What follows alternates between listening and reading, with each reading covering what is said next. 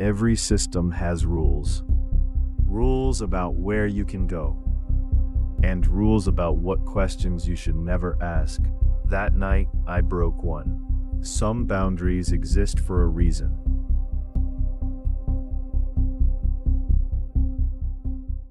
The silence didn't feel like relief. That was the first thing I noticed. After the last message, after the pause that stretched just long enough to feel intentional, something changed. My phone stayed dark. No vibration, no new notifications pretending to be casual, no gentle reminders wrapped in neutral language. They had stepped back, not because they were finished with me, because they were curious. Silence, I was learning, is not the absence of attention, it's the redirection of it. When a system goes quiet, it doesn't mean it has stopped working. It means it's waiting to see what you do when it appears to be gone. I drove for a long time without checking the phone. That was new. In the previous hours, every mile had been measured against the expectation of interruption. Every turn felt like it might trigger a response. Now the road unfolded uninterrupted, and the lack of interference made me uneasy in a way I hadn't anticipated. I wasn't being guided, I was being given room. Room is dangerous. Room allows initiative. I pulled off onto a side road and stopped near a line of trees that separated the asphalt from an open stretch of land. The engine ticked softly as it cooled. I didn't turn it off right away. I needed the sound, proof that something was still responding when I acted. I thought about my father again, not the version of him preserved in memory, but the man who must have stood in moments like this one, deciding when to act, when to disappear, when to let the system believe it had won. He hadn't been reckless, he'd been patient. That patience had cost him everything. I turned the engine off. The quiet pressed in. I checked my phone. Still nothing. For the first time since this began, I felt the weight of a decision that wasn't reactive. There was no prompt to answer, no frame to push against, no visible boundary to test. This was the opening. The system didn't make mistakes. If it had withdrawn, it was because observation had shifted elsewhere. Either they were watching from farther away, or they were watching something adjacent to me, someone connected enough to serve as proxy. That thought made my stomach tighten. My mother. I called her again, straight to voicemail. I didn't leave a message this time. Messages can be traced. Messages can be timed. Silence, I was learning, was sometimes the only thing that didn't immediately belong to someone else. I drove again, this time with intention. Not toward home, not toward the facility, toward a place that existed outside their recent narratives. I headed toward the edge of a neighboring city, one I'd lived in briefly years ago. Long enough to leave a trace, not long enough to build patterns. Places remember you differently depending on how long you stay. I parked on a quiet residential street and walked for a while, hands in my pockets, head down. Just another person killing time before evening. I passed houses with lights already on inside, televisions glowing blue through half-drawn curtains. Lives unfolding without awareness of systems or signals or visibility states. I wondered how many of them had been redirected at some point without knowing it. How many people mistook the absence of choice for comfort. I sat on a low concrete wall near a bus stop and waited. If the system was still watching me directly, this would be a deviation. If it had shifted focus, something else would move instead. Minutes passed, then my phone buzzed. Not a message, a missed call. No caller ID, no voicemail left. That was deliberate. They wanted me to notice the attempt without giving me content to analyze. I didn't return the call. Instead, I opened my contacts and scrolled until I found a name I hadn't touched in years. Evan. We'd gone to college together, shared a few classes, late-night conversations about things that felt important at the time.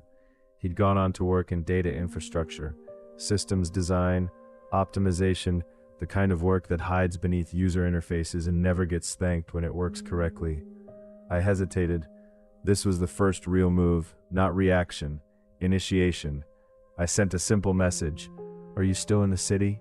No context, no explanation.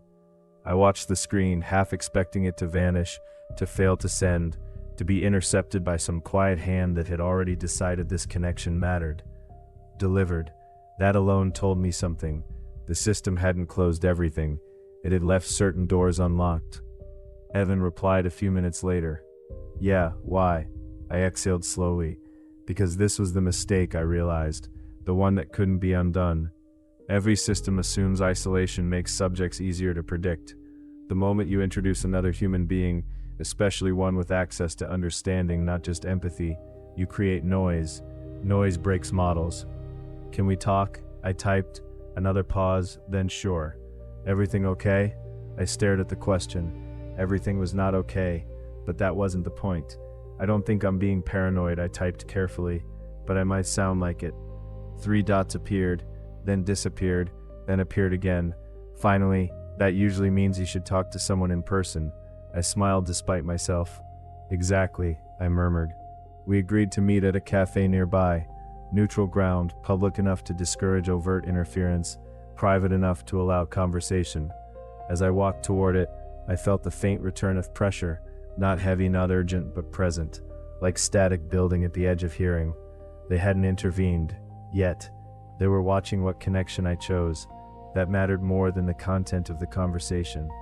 Inside the cafe, I took a seat near the back, facing the door. Old habit, I ordered coffee and waited, hands steady on the table, breathing slow. When Evan walked in, nothing happened. No alerts, no messages, no sudden absence. That told me more than anything else could have. The system allowed this, which meant it wanted to see the outcome. Evan sat down across from me, studying my face with concern that felt unfiltered, unmeasured. You look like you haven't slept, he said. I nodded. That's accurate. He waited. That too was a kind of generosity. I thought about where to begin, about how much truth was safe, about how easily words could be reframed once spoken. Then I remembered something my father used to say, usually when I asked too many questions at once, start where it stopped making sense. So I did. And as I began to speak, I felt the boundaries shift again, not behind me but ahead. Episode 4 had been about pressure. Episode 5, I realized, would be about contamination. Because the moment you let someone else see the shape of what's watching you, you stop being the only variable. Evan didn't interrupt me. That was the first sign I'd chosen the right person. Most people do. They jump in too quickly, offer reassurance before they understand the shape of the problem, or try to normalize something that shouldn't be normalized. Evan listened the way engineers do, quietly, carefully, as if every detail might matter later. I didn't tell him everything, not at first. I started with the parts that sounded reasonable. The erased records, the facility, the way access disappeared instead of being revoked. I watched his face closely as I spoke, not for fear, but for recognition. He didn't look scared. He looked interested, not in a curious way, in a pattern recognition way. When did the messages start? He asked, once I paused. I told him. And the silences, he added. I told him that too.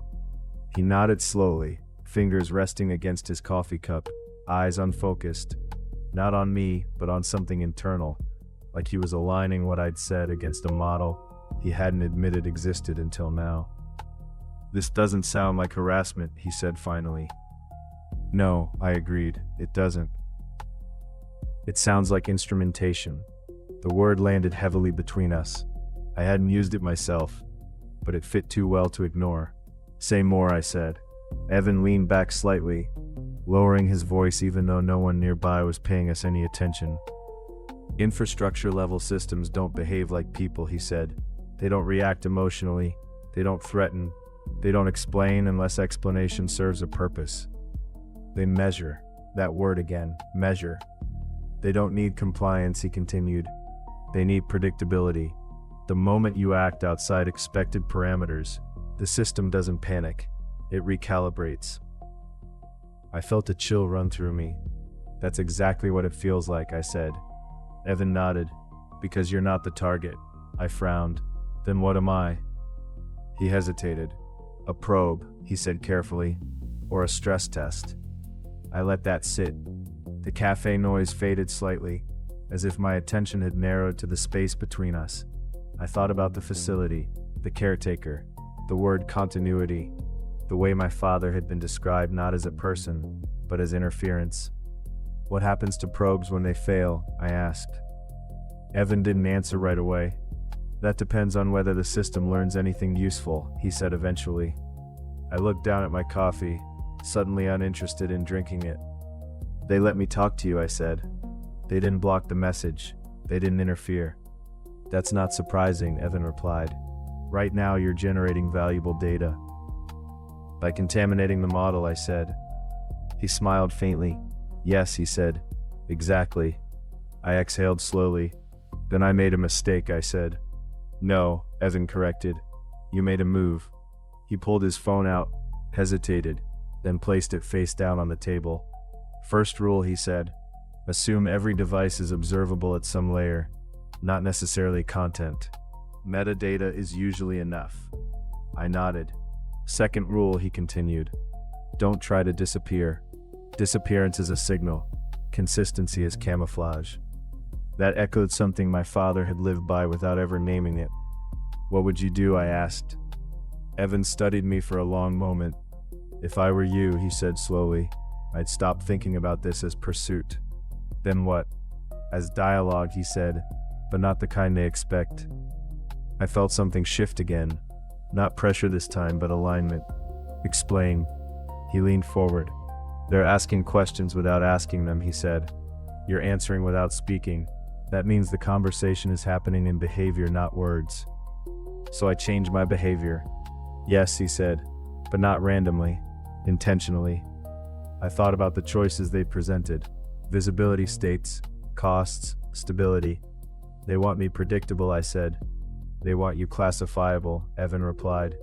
Predictability is just a means to that end. And if I refuse classification? Evan smiled again, but this time there was something darker in it. Then you become expensive. That word again, cost. They've already shown you what leverage looks like, he continued. Financial access, records, social connectivity. But there's a limit. To how much they can push, I said. To how much they can push quietly, Evan corrected. I thought about exposure, narrative risk, the system's dependence on plausibility. They don't want witnesses who understand what they're seeing, I said. No, Evan agreed. And now they have one. He gestured lightly between us, me. That scared me more than anything else so far. Then I've put you in danger, I said. Evan shrugged. I already work inside systems like this. I just didn't know this one had a face. He paused. Or a conscience. I didn't know whether to laugh or apologize. What do we do? I asked. Evan didn't answer immediately. Instead, he picked up his phone, unlocked it, and scrolled through something I couldn't see. There's a pattern here, he said, in the way they communicate. Timing, language, withdrawal points. You've seen this before? I've seen adjacent behavior, he said. Systems that learn faster when you challenge them gently, rather than confront them directly. So we provoke? No, he said. We mislead. I leaned in, explain. You behave as if you're choosing one of their categories, he said. But you don't commit. You oscillate, just enough to destabilize classification without triggering containment. I pictured it. Public continuity one day, private monitoring the next, dormant tracking almost, but never fully. That creates noise, I said. And noise, Evan finished, forces systems to widen tolerance bands. I sat back, heart beating faster now. And while they're widening those bands, I said, we watch them. Yes, he said, because no system reveals more about itself than when it's adjusting. I thought about the silence after my last message, the pause, the recalculation. They're already doing it, I said. Evan nodded. That means we're ahead by half a step. I swallowed. What's the risk? I asked. Evan didn't soften his answer. They notice I exist in a way that matters. And then, he said quietly, Episode 5 stops being theoretical. We sat there for a moment, both of us aware that something irreversible had begun. Not a chase, not a confrontation, a collaboration. I finished my coffee without tasting it. When do we start? I asked. Evan looked at his watch, then back at me.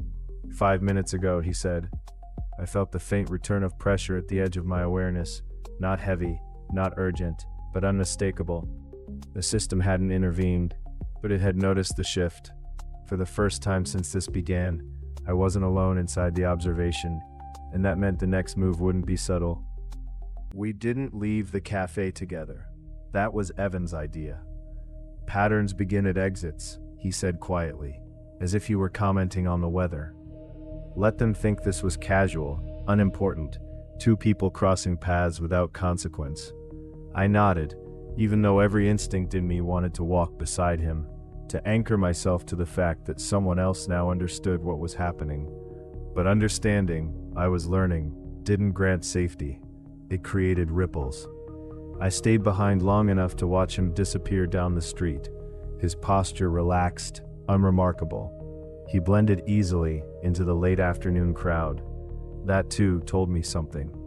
Evan knew how to vanish in plain sight. When I finally stood and left the cafe, the pressure returned. Not sharply, not urgently, but like a hand resting lightly between my shoulders. Present, measuring. The street looked the same. Cars passed, someone argued into a phone. A cyclist wove through traffic, ringing a bell that sounded too cheerful for my mood. Nothing had changed, which meant everything had. I walked 3 blocks before my phone buzzed. Unknown sender. No greeting, no question, just a sentence. Your behavior has shifted. I stopped walking. People moved around me, irritated by the sudden obstacle, but I didn't apologize. The message sat on the screen, calm and precise. They hadn't mentioned Evan. They hadn't needed to. Shifted implied deviation, comparison, baseline. I didn't reply. I put the phone in my pocket and kept walking. That was the first test. Whether silence after collaboration felt different from silence before. It did. Before, silence had felt like being alone in a room with hidden cameras. Now it felt like standing in the same room, knowing where at least one of them was pointed. I took a longer route back to my car, doubling back once, then again, not because I was trying to lose anyone, but because I wanted to see if the system responded to redundancy. It didn't. That told me they were still observing, not intervening, still collecting. I drove aimlessly for a while, replaying the conversation in my head. Evan's words echoed differently now that I wasn't sitting across from him. Without his presence, the plan felt fragile. The margin for error felt thinner. Noise forces systems to widen tolerance bands. I wondered how much noise a system like this could tolerate before it reasserted control. My phone buzzed again. Unknown sender. You're creating unnecessary variance. That was new. Not accusation. Assessment. I pulled over and turned the engine off, letting the car settle into quiet. I held the phone loosely, resisting the urge to respond immediately. Variance. In their language, variance wasn't curiosity or rebellion. It was inefficiency. Is that a problem? I typed, then erased it. Words were traps. Instead, I did something else. I opened my calendar and added an event for later that evening. Something mundane. Grocery shopping. The kind of activity no one would question. I didn't go. That was the point. The event existed. The behavior didn't follow. I drove instead to a different part of the city, one I rarely visited. I parked, walked a few blocks, then sat on a bench and did nothing for 20 minutes. No messages, no corrections. I smiled faintly. The system was struggling to categorize the move. It hadn't been random enough to dismiss, or consistent enough to predict.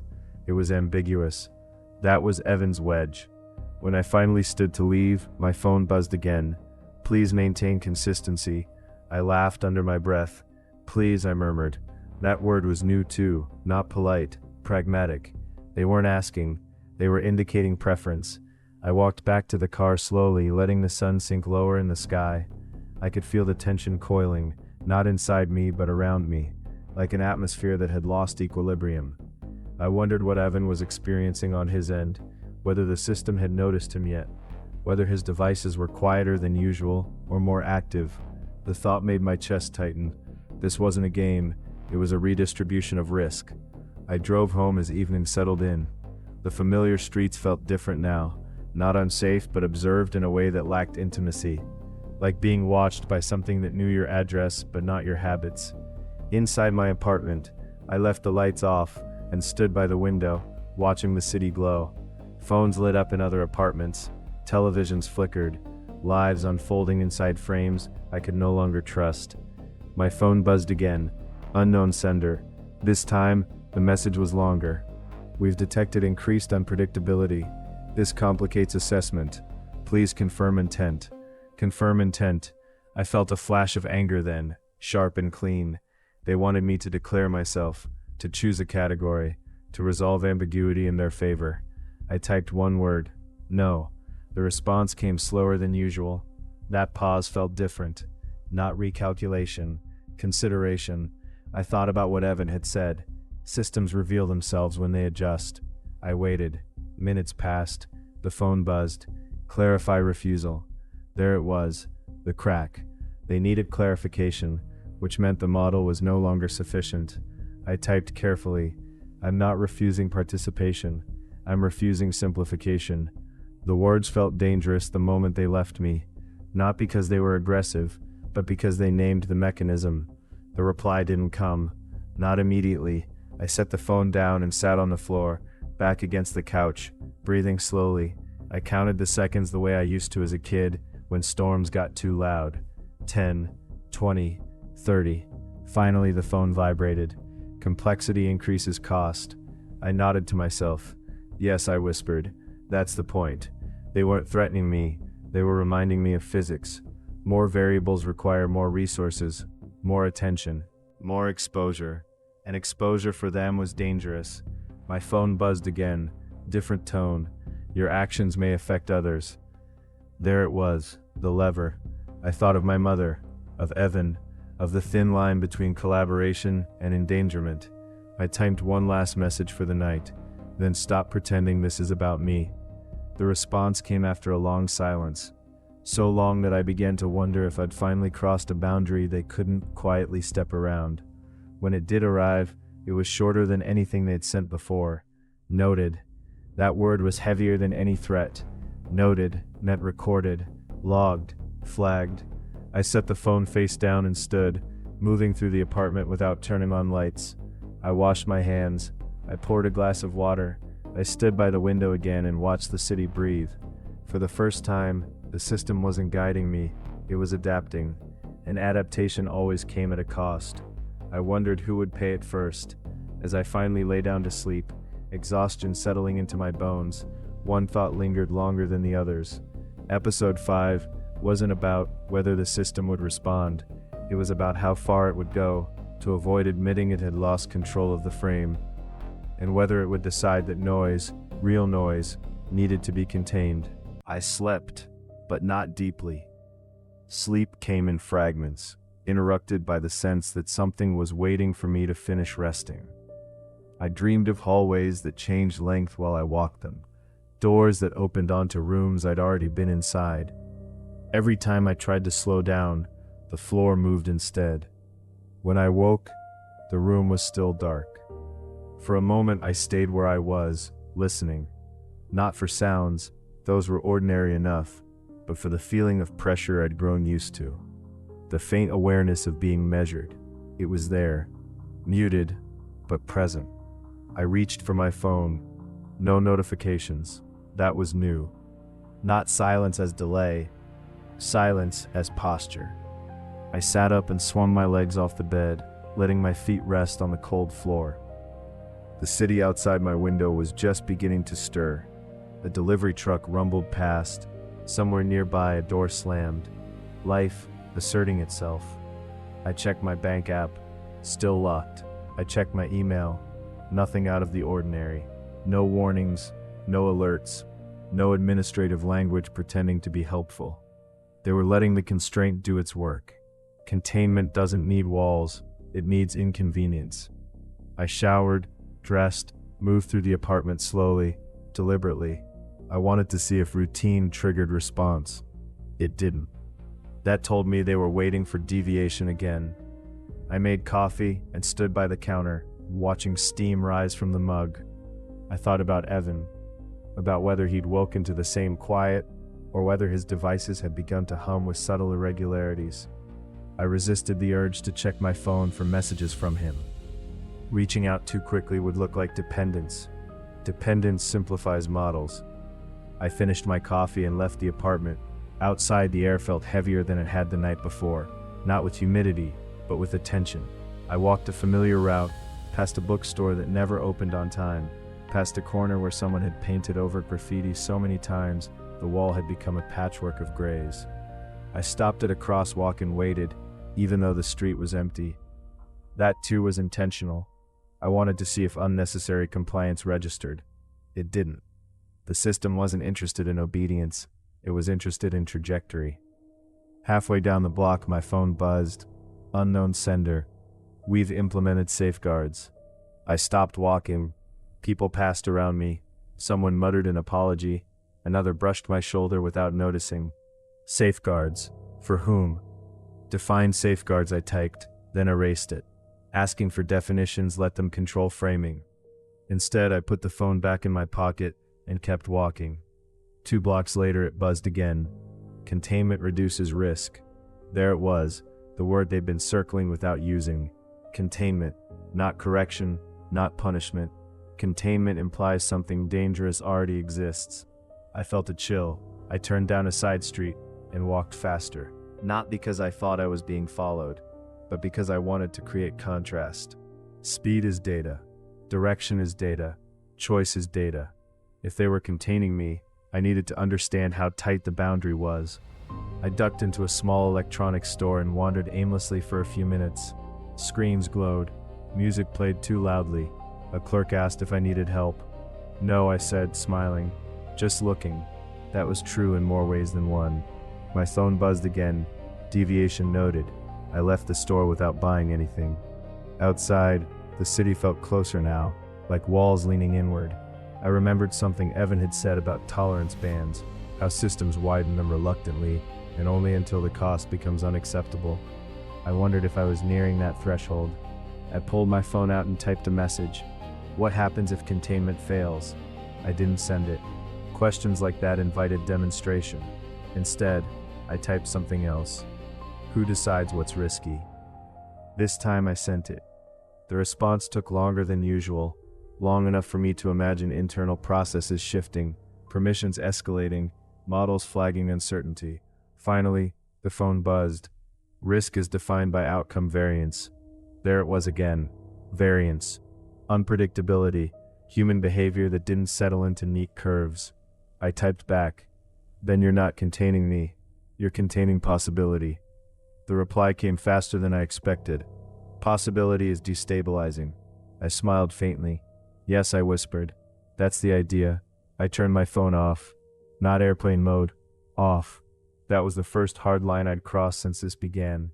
For a moment, panic flared, sharp and insistent.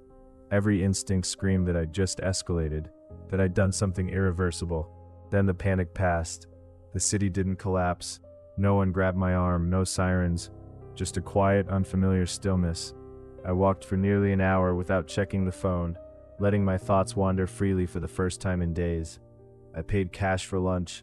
I sat on a bench and watched pigeons fight over crumbs. I let time stretch without measuring it.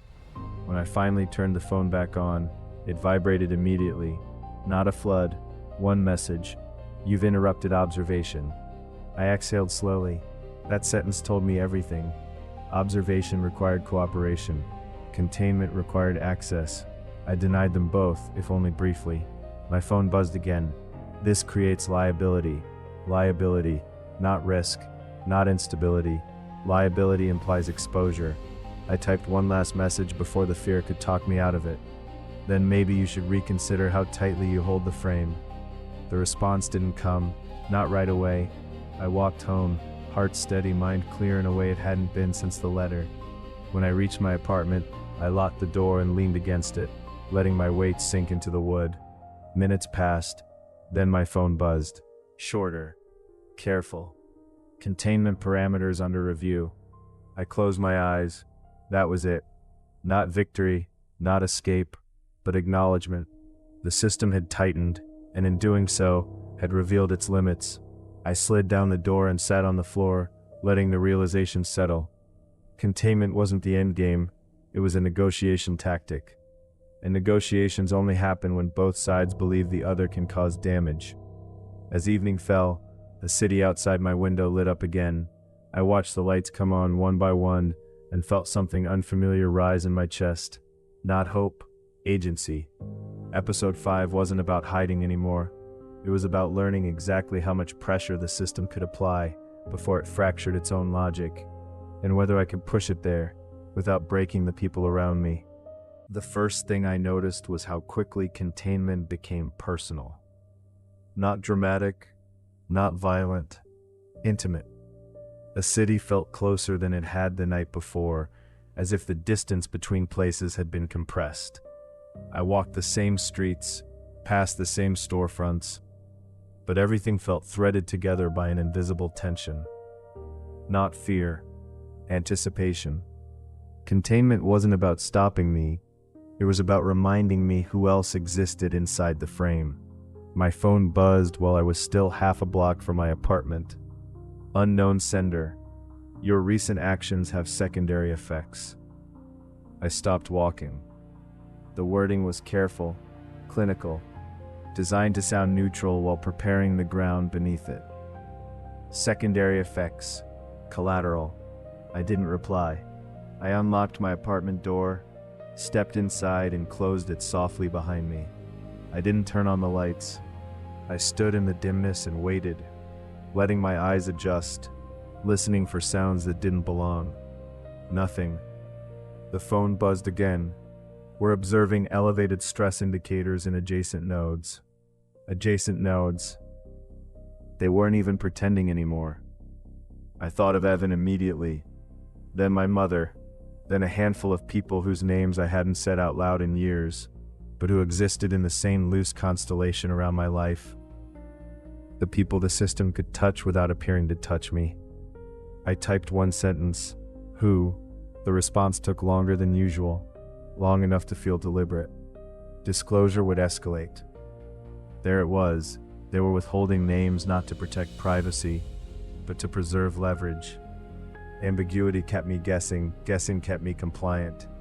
I set the phone down on the kitchen counter and leaned against it, letting the cool surface press into my back. I breathed slowly, counting in fours, grounding myself the way my father had taught me long before I understood why he knew those techniques. Stress is also data. They'd told me that without meaning to. I walked to the window and looked down at the street.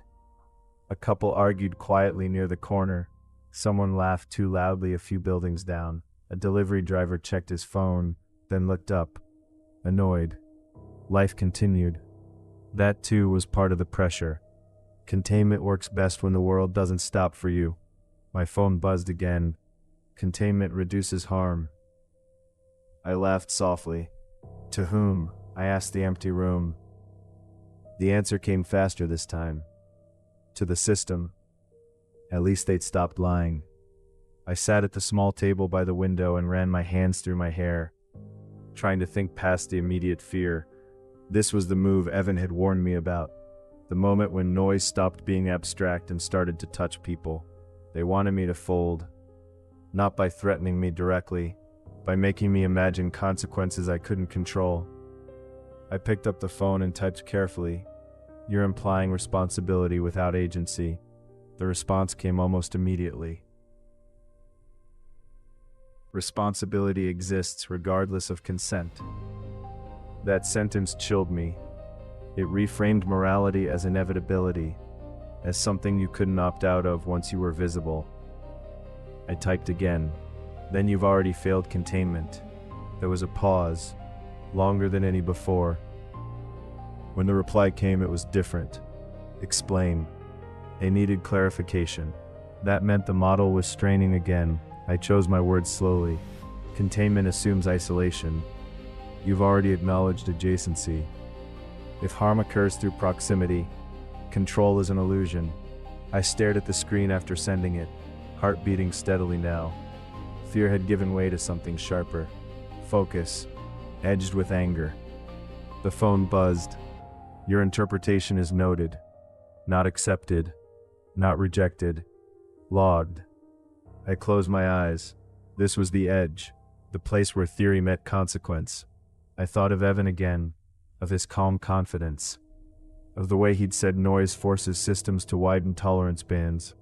They were widening now, reluctantly, at a cost. My phone buzzed again, different tone. We recommend de-escalation. That was new. Recommendation implied uncertainty. I smiled without humor. You're behind, I whispered. I typed one final message for the night. De-escalation requires trust. You removed that first. This time there was no immediate reply. Minutes passed. I stood and moved through the apartment, checking locks, straightening objects that didn't need straightening, grounding myself in physical actions. When my phone finally buzzed, I was in the hallway, staring at a framed photo I'd almost forgotten existed. It was of my parents, taken years ago. They stood close together, not touching, both looking just slightly past the camera. At the time, I thought it was an awkward moment. Now I saw it differently. They'd been listening. The message on my phone was brief. Collateral exposure increases. That was the threat. Not explicit, not named, but unmistakable. I leaned my forehead against the wall and let the weight of it settle. This was the line my father had never crossed, the one he'd avoided by absorbing everything himself. I understood him now in a way I never had. Silence wasn't weakness, it was shielding. My phone buzzed again. Your silence will be interpreted as consent. I straightened. No, I said aloud, voice steady. I typed, my silence is not yours to interpret. The reply didn't come, not right away. I waited, standing in the hallway, counting my breaths. When the message finally arrived, it was the most human thing they'd sent yet. This path affects people you care about. I closed my eyes. There it was, the cost. Not hypothetical, not abstract, personal. I typed slowly. That makes this a hostage situation. The response came after a long pause. We reject that framing. I smiled grimly. Of course you do. I typed one last sentence. Rejection doesn't change structure. This time there was no reply, no correction, no recommendation, just silence. Real silence. The kind that follows escalation when both sides understand what's now at stake. I slid down the wall and sat on the floor, head in my hands, breathing deeply, not panicking, not collapsing, calculating. Containment had failed in one crucial way. They'd admitted others mattered. And once you admit that, the system is no longer abstract. It's vulnerable, because harm that spreads is harder to explain away than harm that stays contained. As night settled fully outside, I felt the shape of the next move begin to form. Not reaction, not defense, intervention. Episode 5 wasn't just about noise anymore. It was about choosing where that noise landed, and whether I could redirect pressure away from the people I loved by becoming the only variable that truly mattered. I didn't sleep after that. I lay on the floor with my back against the wall, staring at the ceiling, listening to the building settle into its night sounds. Pikes knocking softly, a distant elevator, someone laughing 2 floors above me, the sound thin and careless. The silence from the system wasn't empty, it was restrained. That distinction mattered. Silence used to feel like safety, something you could hide inside. Now I understood it as pressure held just below the surface, waiting for a reason to release. They had named it collateral. Once you name something, you can no longer pretend it doesn't exist. I stood eventually, muscles stiff, and moved through the apartment, turning lights on and off without purpose, touching familiar objects like they were proof of something solid. A chair, a book, the edge of the table where the finish had worn thin over time. My phone remained still on the counter. I didn't check it. Checking would mean waiting. Waiting would mean reacting.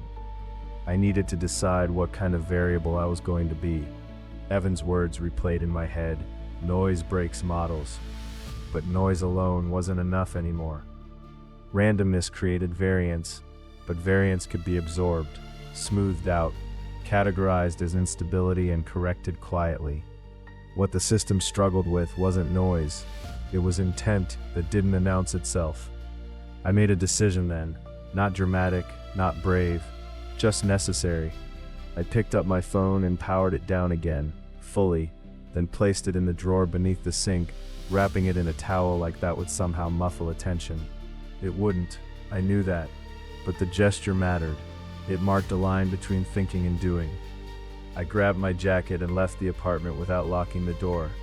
Another small deviation, not careless, deliberate, a breadcrumb without explanation. Outside, the night air felt sharp and clean. The city hummed at a lower frequency now, traffic thinning, conversations dropping into pockets of darkness.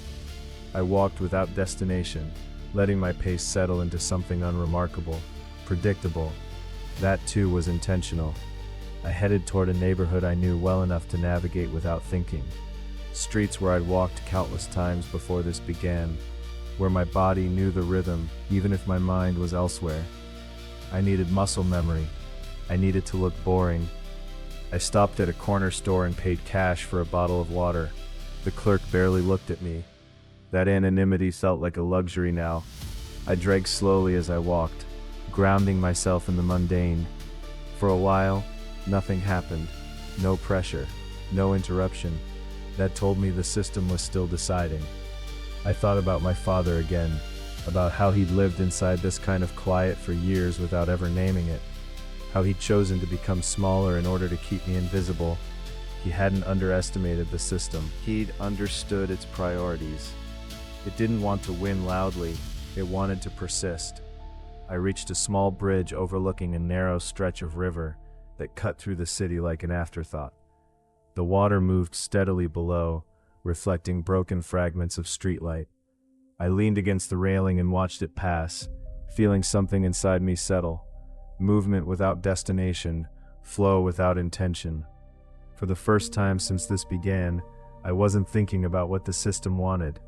I was thinking about what it feared. Exposure wasn't the answer. Confrontation wasn't either. Those invited containment.